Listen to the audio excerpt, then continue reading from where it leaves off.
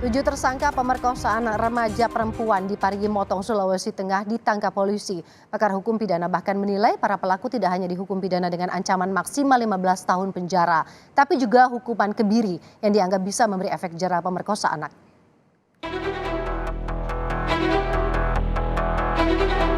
Hingga Rabu malam, 7 dari 10 tersangka pemerkosaan anak di Parigi Motong telah ditangkap, sementara 3 tersangka lainnya masih dalam pengejaran.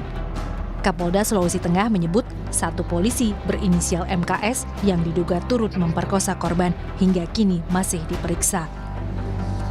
Polisi mengatakan selain pengakuan korban, penyidik masih butuh satu alat bukti lainnya untuk menetapkan anggota Polri itu sebagai tersangka. Polisi juga bilang penyidik telah menyita sejumlah barang bukti, di antaranya pakaian korban. Saudara MKS, anggota Polri, tapi kalaupun dia betul melakukan berarti dia oknum anggota Polri, ya. Sampai saat ini masih dalam pemeriksaan. Dari korban, kita sudah menyita 1 lembar celana pendek kain berwarna hitam yang digunakan oleh korban. Ya. Dalam hal ini kita sita dari kedua orang tuanya tentunya, ya. Yang kedua, satu lembar kaos lengan pendek warna ungu. Pakar hukum pidana Hipnu Nugroho dan pemerhati anak dan pendidikan Retno Listiarti mengkritik diksi persetubuhan anak yang digunakan penyidik. Pengamat menilai apa yang terjadi pada remaja perempuan di Parigi Motong adalah tindak pidana pemerkosaan. Kalau terhadap anak, kan persetubuhan itu terhadap anak dalam pasal 76D itu sangat jelas ya. Persetubuhan terhadap anak itu tindak pidana.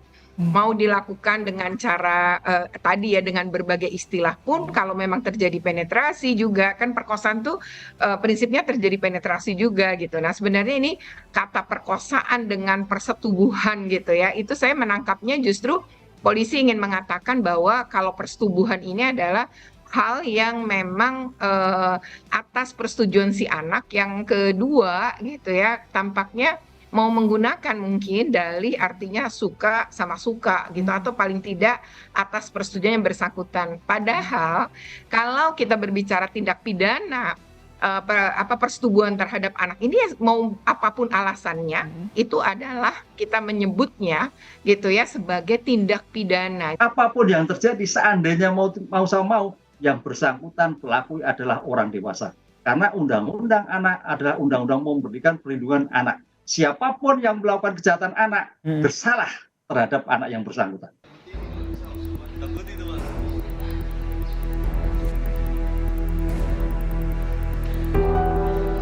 Menurut Hipnu, pemerkosaan anak adalah tindakan biadab, apalagi dilakukan oleh orang yang seharusnya memberikan perlindungan kepada anak seperti kepala desa, guru, dan terduga anggota Polri.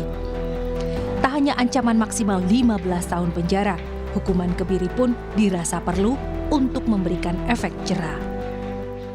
Kejahatan yang sangat biadab sekali, karena apa? Subjek korbannya itu adalah orang sangat baik, relawan yang sedang membantu pemerintah setempat, pemerintah desa dalam menanggulangi suatu peristiwa adat. Kok dilakukan suatu tindakan? Ini saya kira tidak cukup hanya pasal 81, Mas. Jadi menurut Anda ada pasal penyerta lain yang memberatkan? Yang memberatkan seperti kasus yang di Jawa Timur, yaitu apa? PP 23 2020 tentang kebiri. Khususnya adalah guru, oknum guru, dan oknum kades, dan oknum polisi. Karena tiga orang yang memberikan suatu, harus punya kewajiban memberikan perlindungan pada anak. Anak korban yang masih berusia 15 tahun adalah sukarelawan banjir di Parigi Motong, Sulawesi Tengah pada pertengahan 2022. Korban diduga diperkosa 10 orang pria yang terdiri dari kepala desa, guru, hingga polisi. Setelah menyalurkan bantuan, korban tidak langsung kembali ke kampung halamannya karena sempat dijanjikan pekerjaan oleh para pelaku. Bukan membantu korban, justru satu persatu dari pelaku memperkosa korban dengan berbagai modus.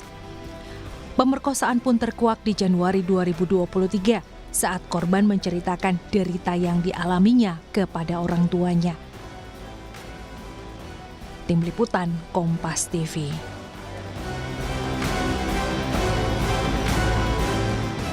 Lebih lengkap soal perkembangan terbaru dari kasus pemerkosaan remaja perempuan di Parigi Motong, kita tanyakan kepada jurnalis Kompas TV Nana Rahman di Palu. Nana, apa kesulitan penyidik untuk kemudian mengumpulkan bukti hingga pemeriksaan polisi ini berjalan lama?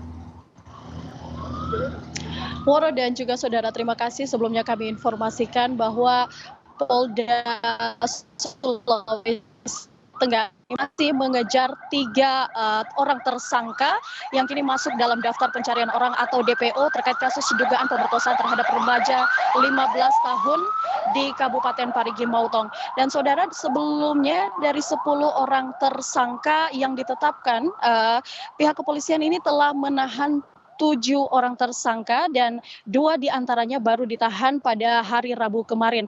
Dengan begitu sudah ada 7 tersangka yang saat ini telah ditahan dan mereka ditahan di Mapolda Sulawesi Tengah.